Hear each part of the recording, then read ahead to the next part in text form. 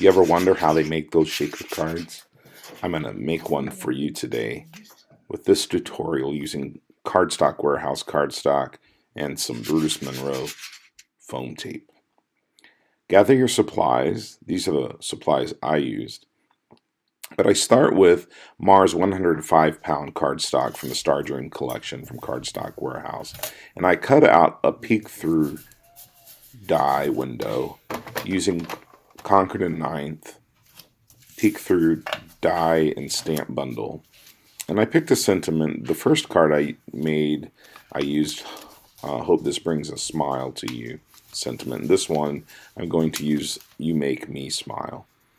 I prepared my cardstock with some baby powder before stamping with Brutus Monroe clear embossing ink.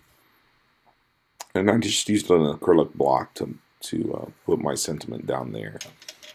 I embossed it with some gilded embossing powder from Brutus Monroe.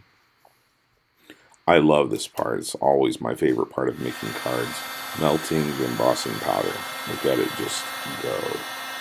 I love it. So then I cleaned it off with a blue microfiber cloth, and it's just shiny and clean.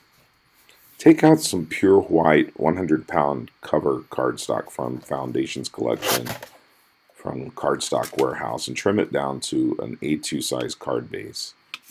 Score it down the middle with your score buddy or scoring tool, and take out some foam tape. I'm using the black Brutus Monroe double-sided foam tape. I like it because it's double thick and I don't have to use 2 layers. I can just put down 1 layer. And on the sides, I cut it in half long ways because the die leaves a thinner side on the window than it does the top and bottom.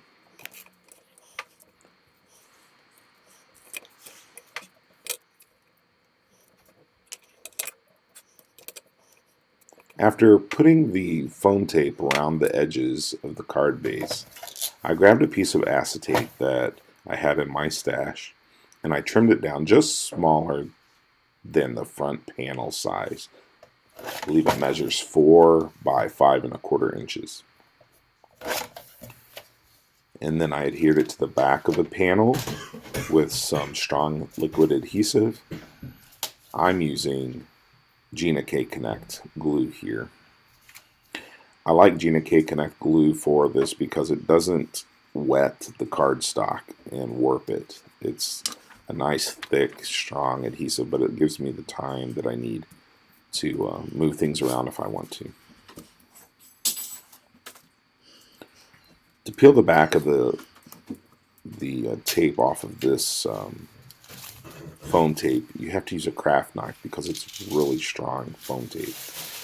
Pour your sequin mix into the middle of your card base and then pop your embossed and die cut panel onto the front of the card and you are finished. We are going to shake, shake, shake the night away. I love playing with my shaker card when I make them myself. Here are the 2 that I made, one for the blog and one for the video. I hope you enjoyed them.